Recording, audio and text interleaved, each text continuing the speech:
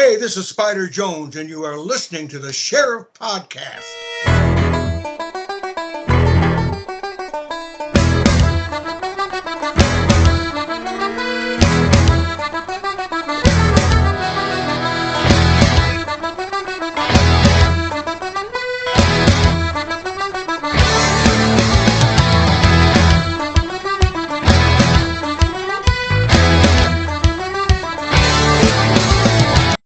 Welcome, everybody, to an exclusive episode of The Sheriff.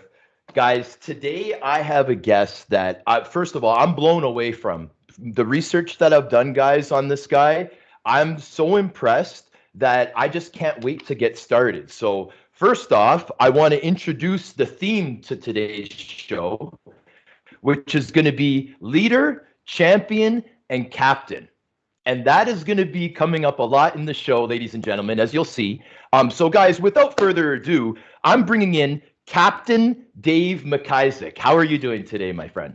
How's it going, Sean? Good talking to you. Buddy, I'm pumped that you're on the show, Dave. And there's a few reasons why, but the biggest reason for me, man, is I just can't get over the amount of pro teams that you have captained. Like, first and foremost, like let's get the elephant out of the room. I just called you Captain MacIsaac, right? Yeah, they were all captains. I was assistant captain on some of them teams that it says I was captain for. It was mostly. It doesn't matter, Dave. You were part of the leadership group. If it was a C or an A, I don't think I've ever talked to a pro hockey player that has had a letter for more teams than you. And I'm honored, my friend. I'm honored. I'm as big as a fan as I am a player, right? And for me, like, because I did my time in the minors, Dave, just like you, right. I appreciate the AHL. I appreciate the old IHL. I appreciate the ECHL. Leagues like that, because the hockey's really good, dude. The hockey was really tough at times. You know what I mean? And you flourished in it. So Dave, like, I like to get to the beginnings of people's times, and I want to go back to Cambridge, Mass. Now, I know you were born there. Did you actually grow up in Cambridge, or were you just born there? I was born there. My grandmother lived there, but I grew up in the town next door, Arlington, Massachusetts. Right on. So dude, I want to get into your family, because me and the listeners, we need to know, how did you develop these leadership skills? And I believe it was from when you were really young. So, like, I want to talk about your family. Do you have siblings, mom, dad? Let's talk about these people. Yeah, my parents were both from Canada, from Nova Scotia. They moved to Boston before I was born, and so I grew up there. I had two younger brothers, and went to high school in just my town high school, and got recruited to go to college at Maine there. I ended up going and played junior for a couple of years in Halifax before I went to college full time. Right on. Okay, so now, so you made the trip to Canada. You were in Halifax, but before you did your NCAA time. So what was the team in Halifax, my friend? It was the Mooseheads back then, but it was Tier 2 junior, so it was a good league. I had a lot of fun in Halifax. Good city. So you must have been billeted. What were your billets like? Yeah, they were great.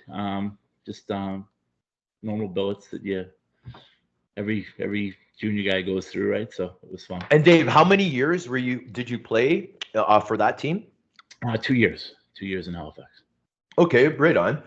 So you did the 2 years in Halifax, and then, like, how did you find out about your scholarship? Because I have a younger brother that got a D1 scholarship. There's a big story behind that. I love asking the stories of these scholarship rides, man. So I actually went to Maine not on scholarship. Wow. But then I went to play junior. Maine actually sent me to Halifax to play. Really?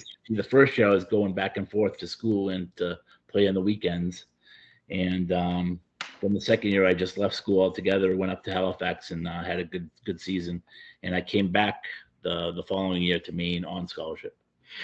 So it was wow. Yeah. How many players have you ever heard has done that route? Well, I'm not sure, but I know that the Maine used to send a couple guys to Halifax every year, so I wasn't the first guy. Okay. Okay. So, but the one thing I wanted to bring up right away is this NCAA championship, brother. That was the first year that you were with Maine, your freshman year? Yeah, it was my rookie year. It was actually my sophomore year, but it was my rookie year, and Yeah. yeah, that was what a great team we had there. It was voted the best college hockey team of all time. Yeah. Yeah. And you were also named to the all rookie team as well. Yeah, yeah. I was on the power play. I love telling this story. I was on the power play with Korea, and I led the country in points by a defenseman. I'd set up behind my own net on the power play, and Paul Korea would come and pick up the puck and go end to end and pass it or score, and I'd get the assist. It wouldn't even make it to the offensive zone, and I'd get an assist. Right on, right on. Well, I mean, someone had to give him the perfect pass, right? Yeah. Funny. What was his speed like at that level? Because at the NHL level, he was obviously known as like a super fast player, right? So like what? Yeah, you can imagine in college, he was just lights, hands down above everyone else, right? So Yeah. he had 100 points in like 35 games or something crazy. Yeah, man. So the other thing that I'm really curious about, Dave, is like, I mean, I'm just loving it because I grew up as a defenseman as well, right? So at heart, I'm a D man, and I'm looking at your route of when you started pro, and like, can you talk about the little bit of time that you got with Milwaukee? Was in the beginning? Was it after the school year was done? Right. Yeah. I know that you joined Milwaukee for the playoffs. You played the last couple games of the season. Right. How did that all transpire? So we lost my senior year in college. We lost in the championship game. So we went all the way to April almost in college. And I told my coach right after that I wanted to try pro hockey. So he found me an agent and sent me right to Milwaukee for the playoffs. I played 2 regular season games and then the playoffs, and re-signed there the following year. Yeah, and just before we move on, I also just wanted to mention that, you know, you were captain of Maine before you moved on. You were captain your third. Was it your third season that you got the captaincy? Right. Well, I was the assistant captain there too. So it was Chris Himes was the captain, and I was one of the assistants. Right on, brother. Right on. And okay, so now this is where it gets a little bit exciting for me, right? Because I love the AHL talk. Now, brother, so your time with the Philly Phantoms, okay? So we're talking 3 seasons, right? Yeah. And we're talking obviously there's the Calder Cup championship, but we got 3 deep playoff runs, right? Yeah. But we have the consistency, Dave, of your play, of you roughing it up. Like the penalty minutes is the one thing, but brother, I know the time period of the AHL at that time. It was the toughest era that the American Hockey League has had. I just missed you. You started the year after I left the American League, I think, right? And yeah, but we had some tough teams in Philadelphia too. We had Bialowas and Fedoric and Dennis Bonvie and Steve McLaren and Garrett Burnett and Dan Kordic and, you know, a ton of tough guys. So I was just I did my little thing, right? I know, but you're on D though, so you're setting the tone for the defenseman, right? Of the toughness, right? And like that's what impresses me the most, Dave, because a lot of guys that play for a long time, like yourself, are asked to move to the wing, right? Like I was, like Brandon Sugden, like Reed Lowe, like so many others, right? I think even Bialowas, he was a defenseman when he was a kid, and right? Right. So like that's what impresses me the most. And like I'm looking at some of the numbers here, brother. Like you're putting up like your second year in Philly, you put up 30 points, right? You put up 30 points, but you also put up 250 penalty minutes. Okay? And that was also the Calder Cup year. Right? What was so that season like what was that year like? Like I could only imagine what it would be like to make it to an end of an AHL run, brother. Yeah, no, we had a great leadership group in that team. Johnny Stevens was our captain. Billy Barber was our coach, and he put a lot of confidence in me, playing me in all situations. So I got a power play time, and so it wasn't just toughness. It was 30 points. Right.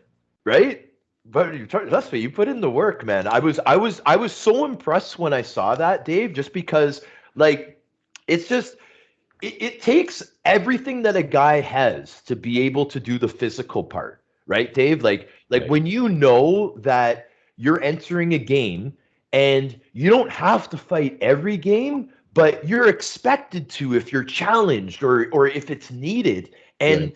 just the consistency. I mean, just the 80 and 80 games played. That was the other thing for that same season, Dave. So I believe that was every game of the season because it's almost every year the AHL has been at 80 games. So that was every game you played in that regular season as well. Yeah, that's yeah. You're very, very humble, my friend. I'm loving it. I'm really, really loving it. So then before we leave the AHL though, there's a couple other things that I have to mention. With the season with the Lowell Lock Monsters following that final year in Philly, you put up the 26 points, you had the 200 PIMs, you were also part of the captaincy. I don't know if it was an assistant or the I was C. the captain of that team. Yeah. Okay, so you had the C, so you had the C that year. Okay, then the following season, this is what's really impressive to me. Also AHL Kentucky, you won the plus minus award for the whole league, right? You won the plus minus award. So now there was no Korea getting you a bunch of pluses that year. No, we had some good players there too, and we what helped that year, we had coaching staff that put in face-off plays. We had Nick Fatillo and Roy Somner, and they came up with these crazy face-off plays that actually worked. So it had trust me on the face-off plays and put me on the ice on an offensive zone draw a lot, and I ended up getting a lot of pluses that way too. So it was kind of like a trick play on the face-off. Yeah. Really? We scored I'd say we scored an extra 30 goals a season just on face-off plays, right? So really, for the course of the year. All right, well, give us an example, Dave. I'm not going to let you off that easy. Give us one example of one face-off play that you guys did that year that got you the plus minus award, bud. We called it bread and butter, and I actually just taught my team this face-off play today, where the winger would line up at the point, and if you want to clean to the winger, he'd go down the boards, take the check, pass it to the defenseman, whose winger was going to check that forward, and now he's got all the time in the world to take the shot at the net, right? So it's just a little play that the other defenseman won't come out and challenge him that far out. Yeah. Hard to explain on a computer, but it works. No. Buddy, I totally get it. It's very, very, very, very clever. So and just so the listeners know, obviously you're the current coach of the Danbury Hat-Tricks, correct? Yeah, that's correct. Yeah. Yeah. What league is that in now, Dave? It's the Federal League, Federal Prospects Hockey League. It's called now. Right on. So yeah, man. So the face-off tricks, we're definitely doing it that year. So now, okay. Now this is what I think we'll have a little bit of fun with discussing. Because I'm going along the timeline here, and the time that you go to Russia, Dave. I mean, obviously, it's noted that you were on the captaincy there as well, right? Yeah. Okay. So now let me ask you this: an American that's coming over to Russia to play, how did that end up happening? Where they gave you like a letter, like no offense, Dave, but like is that that's unbelievable, man. Yeah, it's right around the beginning of I was like one of the first Americans to go over there and play, so it was sort of new. We had 3 Americans on the team, and it was great. I had a lot of fun. I learned a new culture, a new language, and it was a shady league, but it was a great experience. So now this is at the time where, like, obviously on a different scale, just like the Quebec League, like guys were getting paid mostly in cash and stuff, right? Yeah. I didn't, but you heard some teams did, right? So you heard the nightmares, people not getting paid, but my team was pretty good with our guys. Okay, right on. Well, yeah, no, I mean, I talked to guys like that were getting like paid in cash, and like for example, like Freddie Brathwaite, he's not shy to talk about it at all. Like he loves talking about it, and he would say that his team would get paid like before practice, right? And he's on a like $1 million deal or whatever, so you could imagine what a month's pay would be. So Right. Freddie's like, In he'd be like, cash. Sean, so I get paid and it'd be before practice, and like, where am I going to put it? Am I going to put it in my stall? Am I going to put it in my car? Like, where am I going to put it? So what he would do is he would just put it right in his pads, in his goalie pads during practice, and then he would go straight to the bank or wherever he had to go after practice, right? So like, yeah, no, I was just wondering like if there was anything like crazy like that, being it in the beginning times of those Yeah, leagues no, over you there. heard them same stories on other teams. My team wired the money back to the States for me, so I didn't have to worry as much. So I had the team hired a translator for me. He'd follow me around everywhere. They didn't buy me a car; they bought me a driver. So I had a driver who drove me everywhere. It was crazy but fun.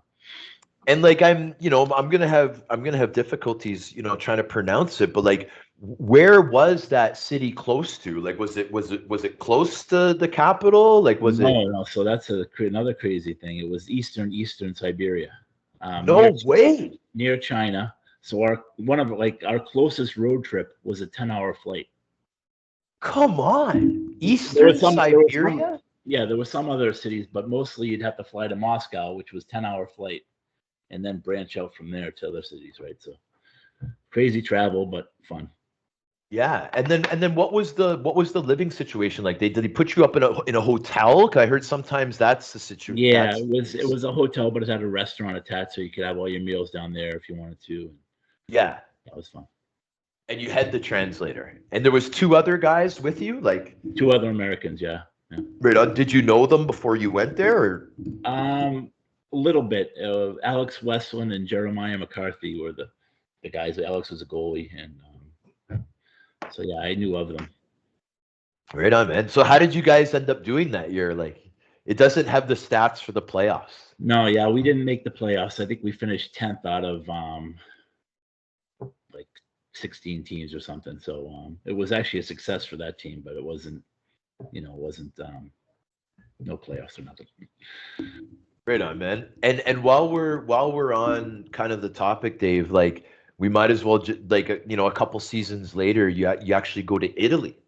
Now the Italian experience, like that, like obviously it differed with the level of play, right? 'Cause I'm assuming that Right. Russia was one of the highest levels in the world when you went. Yeah, for sure. No, Italy was everywhere I played was fun, but Italy was different, right? It was in little small towns where there's like the town shuts down from 1 PM to 5 PM, and so there's nothing really going on. So if you're, a young kid wanting excitement, then it wasn't really fun. But the food was awesome and the people were awesome.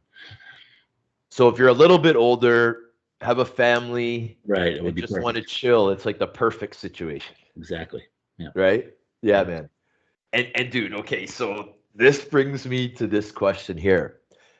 I read that you can speak 5 languages. Is that true, first of all? Well, Russia, I had to learn it because no one speaks English, but like Italy and Iceland and Denmark and all them places I went, and even Quebec, right? Yeah. People speak English, but some places in Quebec they don't, so you'd have to learn French a little bit, right? So I know of Yes. 5 languages. I can't speak them fluently. I can do Russian pretty good, but the rest of them are just words and phrases. Okay, so now is it Icelandic or Icelandic? How do you say that properly? Icelandic, yeah, Icelandic. Okay, so Icelandic. You can carry on a conversation though, Dave, or what? Like, Every single person in Iceland speaks English, so you don't even have to, right? They learn both, English and Icelandic. So okay, right on. always spoke English there, but you pick up a couple words and phrases, and you can get by if you had to. Yeah, man. I'm like, no, because just reading, I mean, it's saying like English, French, Russian, Icelandic, and Italian. I'm like, man, this guy's one smart dude. Holy smokes, right? Yeah, don't give me that much credit. Hey, you got to take credit, but obviously French, you've been able to kind of catch on to. But now I actually, you know what? I'd love to talk to you about this. We're gonna get into the whole Danbury thing, but I'd like to talk about your experience in the LNAH, something that we have in common.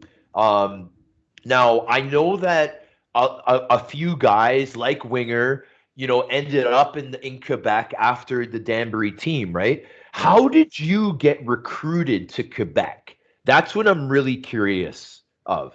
How I had, did you get that recruitment? yeah, I was, so Danbury folded, right? So I was looking for a place, and it was that next year. And so I started calling teams, and so then I got one offer from one team, and then another team offered me more, and then another team offered me more than that, and so they were sort of bidding against each other. And then finally, I signed with Radio X the first year, and then I only Yeah, played half a year because I got a contract in Denmark halfway through. right on. Now, was there a guy that was doing the recruiting for the Quebec League though, or were you calling the teams directly? Like there was a third party, right? Because that's how it was for me. No, it was the one guy called me from Laval first. I forget his name, Okay, right on. but then the GM, I called the GM and said Laval offered me this. I called the GM of Radio X, and he finally came up with a number that was good for both of us, right? So Yeah, right on, man. And like so, that experience in Quebec, like you must get asked a lot, like from people, and like, oh, what's the league like? What's it like? And like honestly, Dave, like it's difficult for me to explain to somebody that's never seen it or never played in it. Do you find the same problem? Just because, like, I know it was a while ago now. Like, we're talking, what was it, 07, 08, right? That we're right, talking, right? But man, it was just so unique, Dave, because it's different now. I played in the league a couple years ago, and it's right, completely different from yeah, that era, okay, right? Of the year that we played there. right, And dude, like I just find it difficult to explain to people that the culture is just so expecting for that show. right, And the tough guys are like novelties, and yeah, it's just like it's just completely different than any other hockey setting in the world. And like I'm sure you feel the yeah. same way, It was. I was going up there expecting not to fight as much, and I ended up having to fight more than I wanted to. And some guys like yourself and all these guys, I think they don't mind fighting, like Veracity, and they like getting Yeah. hit in the head. But I like to not get hit in the head, so I didn't like it as much, but I had fun in Quebec for sure. Hmm. Well, it's a great place. Like it's really fun. Like I mean, like we're talking about, the experience in Italy and how, it's not the most exciting place, but I would say especially where you were, like it's probably the exact opposite in Quebec, right? Like that's where a young person would want to be. In Yeah, fact, you might even get in too much trouble, like, yeah. right? Quebec City was a lot of fun for sure. Definitely, buddy. So now, obviously, with the documentary coming out, not too long ago of your team in Danbury, first off, did you know that the documentary was coming out? Like, did AJ kind of tell everybody way before? Like, I know it was a long time coming. Like, it was like a couple years in the making, Yeah. right? But were you guys I aware of think it? well, I got interviewed 2 years before it came out, and my interview didn't even make the documentary. So I knew about it. I just didn't know when exactly it was coming out. Hmm. And I Right think on. they're actually trying to do some more things now. So we'll see what comes out in the future. So Yeah, no, definitely. I mean, ever since, I mean, I had the honor of having your general manager slash owner AJ Galante on our show, and like so me and my brother-in-law Danny Granger, we've kept up that friendship, and man, they got so much stuff going on. yeah, it's It's great. it's unbelievable, really. It is. Yeah, Just the jerseys alone. You know what I mean? I know. Did It's you nuts. do you have your I have jerseys or mine. what? It's actually for sale on eBay if anyone wants to buy it right now because it's so popular, right? Really? So you're trying to do that though? Like that's something that Yeah, I put it on. Everyone was doing it, so I said, some people are bidding $20,000 for some jersey. I said I'll put mine on, see what I get. Right.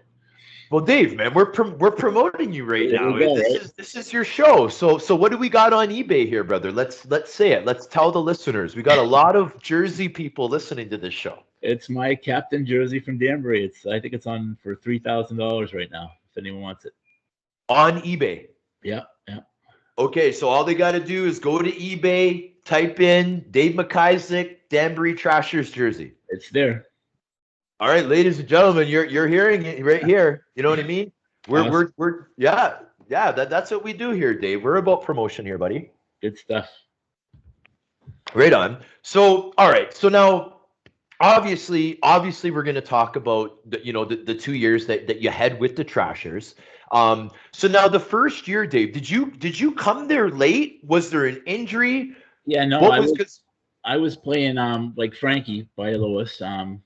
We live next to each other down in Philly, and he told me about this team, and so we'd go up on the weekends and play. So I played 8 games, and by the 8th game, I think the league was getting tired of all these guys coming in to play these home games, whatever. And so they suspended me. We got in a big line brawl, and they suspended me and about 5 other guys for the rest of the first season. So I played like 10 games total that first season. And then the second season, they give you the captaincy. Right. And then you had quite the year, man. It was like, I mean, you put up, I mean, the 40 points is impressive, but the 15 goals, Dave, that must have been a fun season for you, buddy. Yeah, that was, it was a lot of fun. I had fun for sure. It was like playing in the NHL because we were treated like kings, right? So it was, What was your living situation in Danbury? Your second year? I had a roommate, but it was a 4-bedroom house, condo, whatever. But it was real nice. And then you go on the road, you have, catered meals on the bus, and would fly to some games, and it's like unheard of in AA hockey, right? So it's crazy. And so, I mean, you guys were treated like professionals. Did you obviously, like you said, it was like playing in the NHL. You felt like a pro, right? Right. Look good, feel good, play good, Dave. We've always known that, right? Yeah, that's the same. So that's a huge advantage right off the bat, right? Oh, for sure. Yeah. What about like the like the coaching and stuff like that? Like I was who is the tough guy that was your assistant coach there that played in Anaheim? Oh, Garrett Burnett? Yeah, Garrett Burnett. What kind of coach is Burnett? He wasn't really a coach. I think he lived with Jimmy and AJ for a little bit, but then he sort of disappeared towards the end. But I play with Bernie in Philly, so I've known him since Philly. So he's a good guy.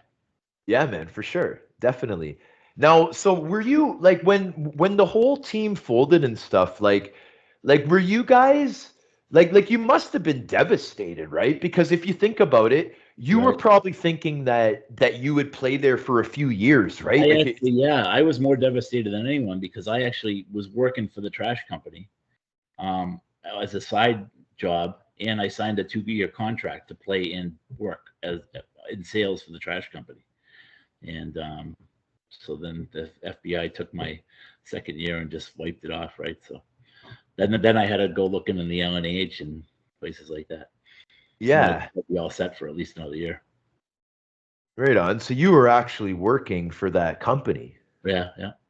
Yeah, man. I was the only one notice. Yeah, it's crazy. Yeah. Did you learn a lot of stuff there or what, man? Like I love working. I was in sales. You were in sales? Sales, but I didn't make one sale all year. It was more collections. And so Jimmy used to show me off to all his buddies, like, this is my guy, he's gonna go collect for me. Like, make him sound like I'm a tough guy that's gonna break legs or nothing. But that wasn't like, I just go knock on someone's door and say, hey, you didn't pay yet. Right, so it was funny. Now there's a lot of like rumors about Jimmy and AJ and all this kind of stuff. Like you know everybody personally, you worked with them directly. So like, I mean, setting the record absolutely straight. How awesome and professional like are these guys, man? He got screwed, like that whole thing. Like he did so much for the community of Danbury and the surrounding areas. He built a hospital wing. He built a football stadium. He did so many good things, and for them to come down on them for whatever they did, I think it was just bullshit. But Yeah, it is because yeah. Sorry, go ahead, Dave. no, yeah, go ahead. Yeah, like I mean, like, cause I read about all that stuff, and it's just kind of like to me, it's a little bit disappointing that's not talked about a little bit more, right? So Right. yeah, so I definitely like appreciate you sharing that, Dave. Like that I find that's more important than any of the other stuff because you're saying like a hospital too?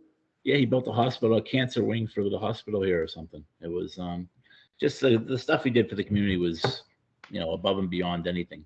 And I think they just had it out for him or whatever, and Yeah. whatever. If they want to get you, they're gonna get you. Yeah, for sure. Right? There's no bones about that for sure. Um, so and again, thanks for sharing that, Dave, because like I'm a big fan of the family.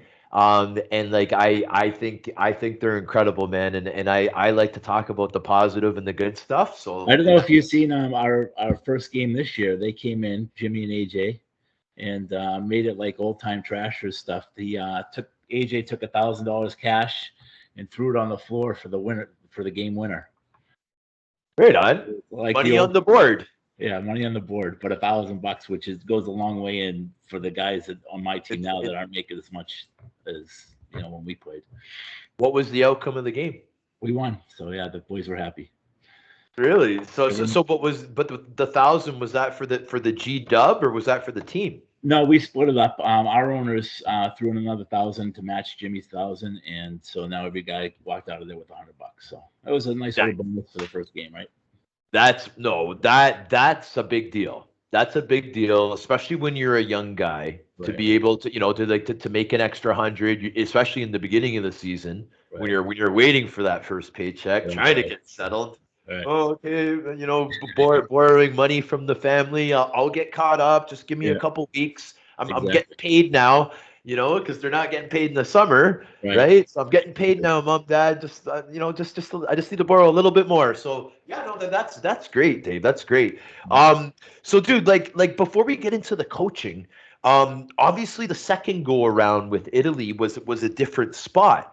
Right. So was it different, like for the excitement part? Was the hockey part stand out? Was it the same level? Yeah, it was the same. It was so I did half years. So I did a half year in Quebec City, and I left that year and went to Denmark. And the following year I signed in Italy and only did a half year, and I ended up in St. George, the Beauce. Mm-hmm. It was just 2 years split into 4 teams. Really? Yeah, no, that's a lot of miles though, right? With the traveling. Right. So dude, like, okay, so now the thing with you, Dave, is because of the coaching and because of like how well you've done and like the cool things that you've achieved, this is like kind of like half of your career. Like, would you say, like the coaching aspect of it, right? So sorry, Dave, what's No, yeah. I think I've been coaching now for 7 years or 6 years, and I worked with the Flyers organization in between running the hockey rink. Right on. Right on. Still involved. Now, right off the bat, it's saying, the Danbury Mad Haters. Is that was the name of the team? The Mad Haters? Mad Hatters. Mad Hatters. Yeah, Mad Hatters. Mad Hatters. Yeah, that was. I was looking at like the Mad Haters, like they're just like the trashers type thing, like But okay, so there was the go around with that, the 2 years in Louisiana, but let's talk about Iceland. Tell me about Iceland, man.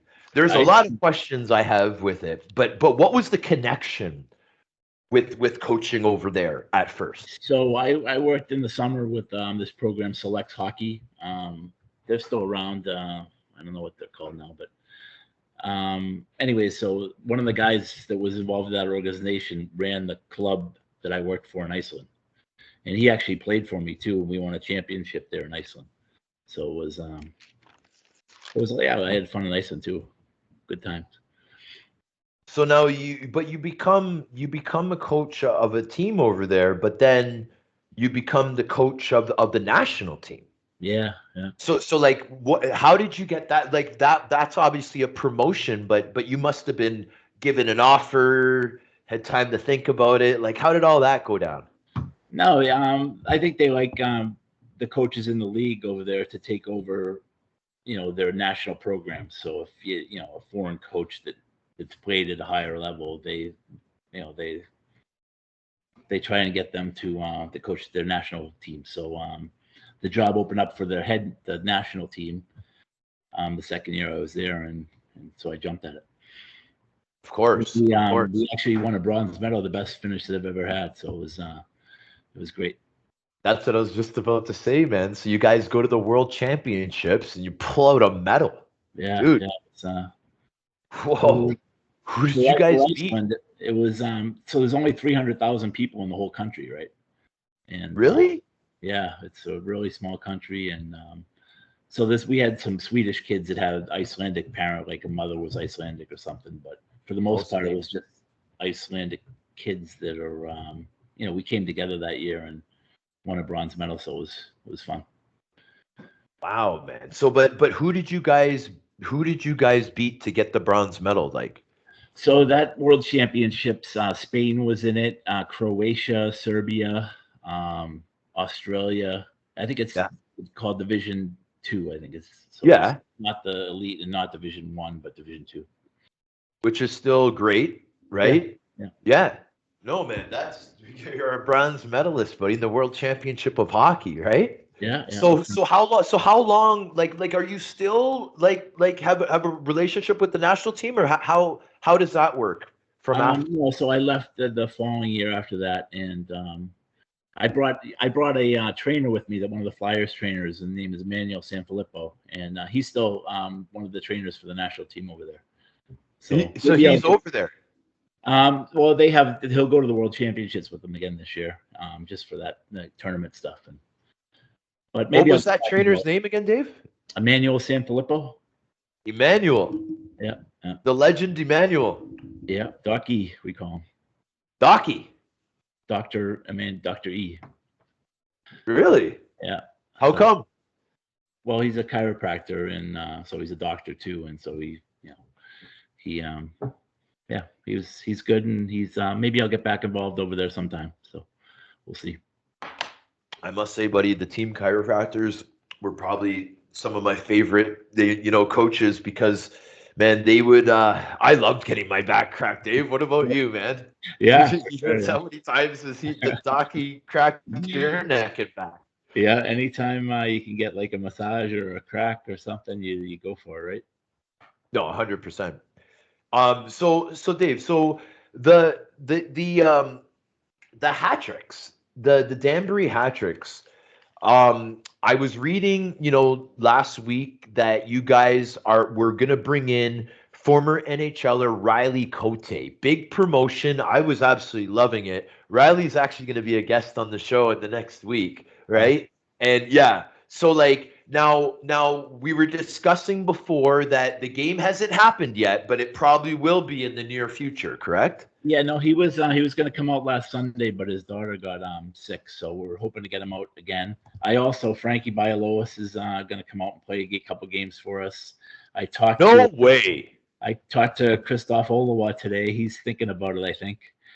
And Jesse Bolaris, I don't know if you know Jesse, but he's going to come out, and when we go. Of course I do. So okay, hold on, Dave. Hold on a second here, buddy. Hold on a second. The animal Bialowas is going to play for the Danbury Hat-Tricks this season? For sure, yeah. He owes me a couple favors, so he's definitely coming to play.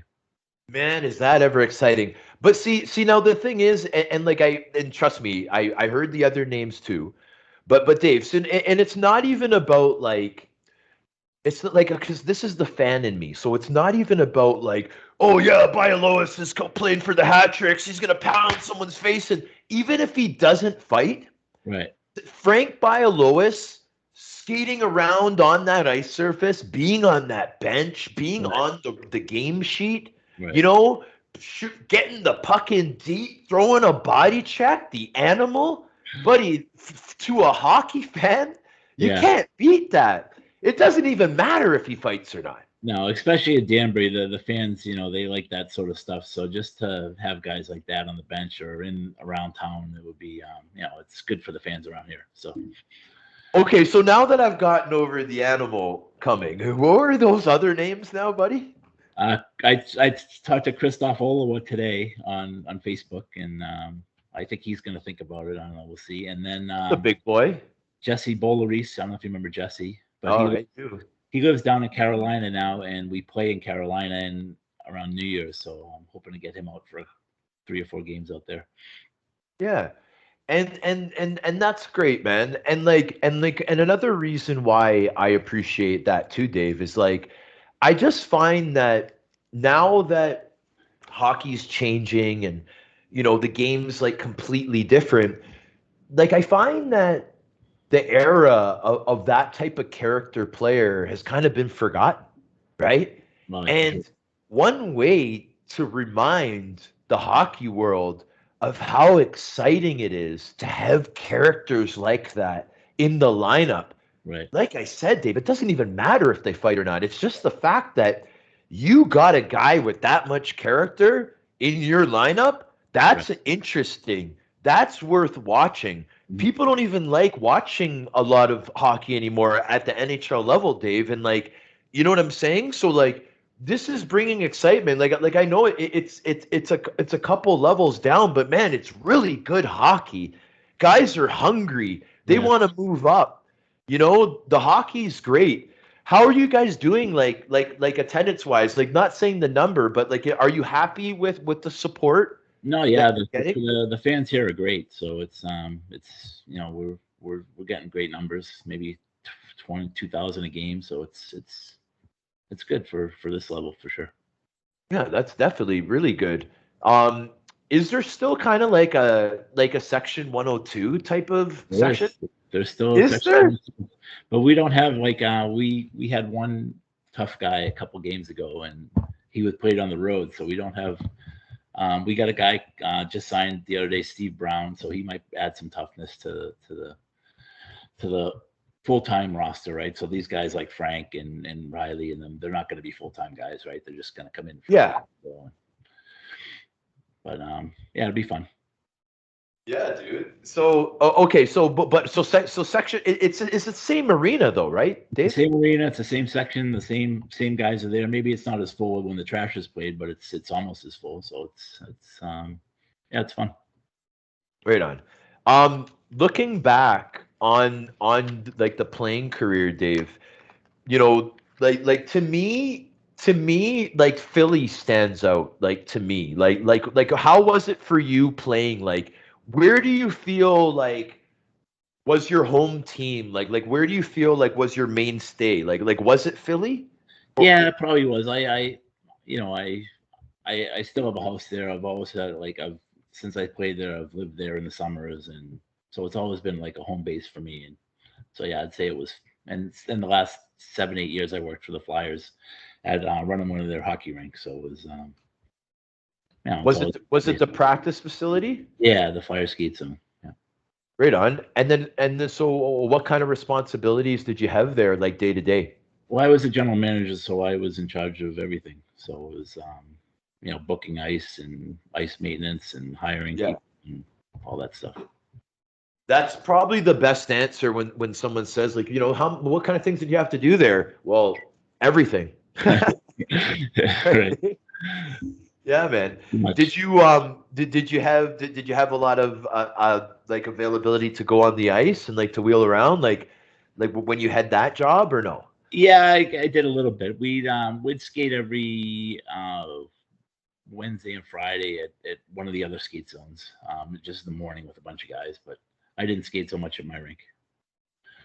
Right on. And then what about now? Do you I know obviously you're in the tracksuit, you're running practice, but do you ever put on the gear and play 3-on-3 with the boys or not so much. I played with the alumni team, Flyers alumni team, for the last bunch of years, and so that's fun. But I don't But give. I'm talking about these kids with the Yeah, hatchets, man. Do they understand who their coach is? Like, do they know? Well, we do shootouts at the end of practice sometimes, and I win most of the shootouts, so they know that they shouldn't. Well, yeah, you're talking about your skill, but I'm talking about 3-on-3 down low drills, man, with Yeah, Dave Isaac. Right? Like, do they understand like what's going to happen if they go in for that puck in the corner with Coach MacIsaac? yeah, I didn't show them that yet, but we do 3-on-3 down there a lot. Yeah. Yeah, buddy. Number 3. How many seasons were you number 3? Almost all of them. I think. Almost all of them, because I kept seeing number 3, number 3, number 3. Like I watched a bunch of your videos. I was loving watching some of the tilts, man. 2 tilts that stuck out to me was PJ Stock and former guest on our show, Reed Lowe. Okay. Do you remember those? Do you remember those battles? I don't even know like what years they were. Like, I didn't even look at that. I was just like, man, this is. I know how tough these guys are. So now I'm able to measure Dave's toughness. Yeah, no, I remember Reed. It was a good fight. It was right by the penalty boxes in Philly, so it was. Yeah, you were in Philly. You're in Philly for sure. Yeah, I think he's in Worcester at the time, St. Louis's team, and Worcester. that was a good scrap. And then PJ, I had him. I had the shirt over his head, and I was giving him so good. And then he slipped out of his shirt and hit me with the left. So it was an even fight, but it was his home announcer, so they called it for him, I think. Yeah. No. Well, yeah. Probably. And the thing with PJ is like, because he's so small that unless you kill him, he pretty much comes out on top no matter what. Like if it's a draw. PJ Stock stood up to Big Dave MacIsaac. You know what I mean? So like it's like you have to, and that's the thing. So but yeah, no, I had to ask about that, and then just that Philly team that you were on, especially the year that you guys won the Calder Cup. Now that obviously is an era of hockey where toughness was a huge part of the game. Do you believe that you guys won the championship because you were the toughest team as well as one of the most skilled teams? Like, was that? Do you think that deep down? We had the best combination of both for sure that year, and the year before. I think we did.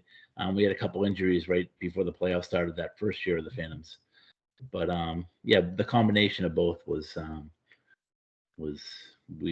say we were the best in that league. No, I believe that the AHL playoffs, man, like it seems like they run longer than the NHL playoffs. Like, do you remember like if it was it July when you finally were done? We ended June 10th. Both Phantoms teams that won was June 10th. That's the anniversary. So June 10th was that last game, eh? Yeah.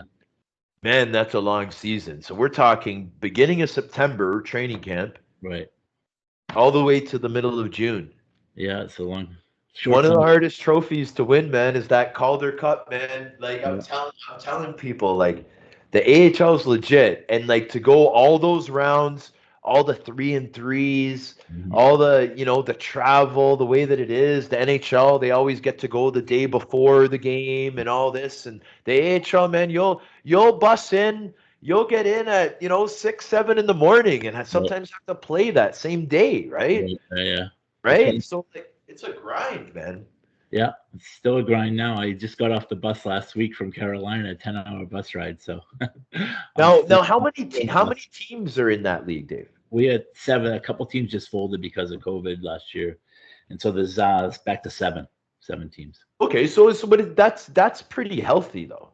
I thought you were gonna say like 5 or something like. No, there's 7 now, and they're expanding. They got 2 more for next year, so there'll be 9, at least 9 next year, maybe 10 because Elmira might come back. So 10. It's so the league's looking healthy, and it's definitely expanding. Yeah, for sure. How do you expect your team to do this year? Like, is it a lot of young guys? Are you guys like what's the forecast? Yeah, so when I was coming in, like the first couple of weeks, like we have some guys that just play home games like the Trashers did, and so at home we look great, and then on the road we have some guys that are young, real young, and just starting out, the rookies that are starting out their pro careers, so they're still learning. But I think by the end of the year, and our team right now is looking really good. So we should win every home game, and 50% of the road games is what Right I on. expect. And so, how many Canadians do you guys have on your squad? Like, I is think it? there's, not a lot. It was tough getting over the border this year. That's right. Yeah, That's right. That yeah, must have been a huge issue for you guys then, yeah, it was. because their border was closed at that time, Yeah, right? yeah. To come in America, I think you could go to Canada. I'm not You sure if could go. yeah, Yeah. but it's still a problem. I think there's a guy in there now that still might not get in. We might get next week. So Oh I think man. we have 4 Canadians now. Okay. So it's not really so like in a way, Dave, it's still limited. It's still limited with what you guys can get with like the players that you can get, like Right. all of that because of COVID still, right? And Right. and that must be a struggle. There's no Europeans at all allowed in the league unless they were already here. Like, so you couldn't sign a guy from Sweden or Russia now. We have a couple Russians, but they were already living here. So it's Wow. and now all the higher leagues are getting all the other players because same reason, right? They can't get enough players, so now they steal our players, and it trickles down. So now we're scrambling to get players, the whole league, not just our team. But Yeah. it's coming together now, so it's getting better. What's the closest team to you guys in the Federal League? I think Binghamton, New York's 3 hour drive. Binghamton has a team in the league? Yeah, they were American League last year. Yeah, now they're in the Fed. Wow. Okay. That must be a fun place to play. Yeah, they had a full house their first game. I don't know who they played, but it was like 7,000 fans or something crazy for the Federal League, which is amazing. Right? So they probably sold it out. Yeah. Wow, but that's incredible. Yeah. Man, so that this Federal League sounds pretty exciting, my friend. Yeah, there's a couple good cities. So Columbus, Georgia as a city, Carolina, Winston-Salem, some good cities. Wow. Okay. So, all right, right on. And now, but would you say that that's your main rival though, is Binghamton, or you haven't really developed a main rival yet? Yeah, I don't think we've developed one right now. It looks like the best team in the league right now is Watertown, New York, which is up by the border of Ontario somewhere. But all these teams are with 7 teams. You're gonna have rivals with everyone, right? What's your stance as far as when you pick your team leaders, like your captain and assistant, like buddy, I know there wasn't too many seasons where you didn't have a letter, right? So like, is that an important process for you, like for the teams that you coach? It is most years. This year was really easy. We had 4 guys that came into our camp without going to other camps before ours, that were here before. So all 4 of them got a letter. Right on. And who are these young gentlemen, man? Johnny Ruiz is our captain. Aaron Atwell, Corey Anderson, and Gordy Bennell are our assistant captains. Right on, man. Those are the guys that are firing up the troops. I'm loving it, man. So Dave, like other than the coaching that you got right now with the hat tricks, is there anything else that you'd like to kind of get on the platform here to get out? Anything at all? Like, I know we had the jersey go. Let's mention that one more time. So we're looking at a Dave MacIsaac Danbury Trashers with the C on the jersey on eBay right now, ladies and gentlemen. Yeah, that's there. I'm trying to think what my brother actually passed away a couple years ago, and I'm sorry to hear that, brother. Yeah, his I know we do a golf tournament every summer for his kids, so I'd have to get you some information on that to donate to that. But other than that, that's all. Okay, right on. Like, do you know the name of it? It's the Glenn MacIsaac Memorial Golf Tournament, but I think there's like I'll have to find out more information of how to donate. All right, right on. Well, we'll definitely get that out, man. Man, it was quite the journey, buddy. Like, it was, man. I'm honored to be able to kind of talk to you, man, because I've known you since my mid-20s when we played that year against each other in the Quebec League. But man, I didn't know the history and the insight. And I appreciate you getting into it all tonight, Dave. And it was definitely an honor having you on here, buddy. It was an honor for me too, man. This is a great podcast. I listen to it a lot. So congratulations on your success and continued. Yeah, buddy. Well, I definitely appreciate that. I wanted to thank the listeners again for tuning into another episode of The Sheriff with special guest Captain David MacIsaac. We're going to sign off now, guys.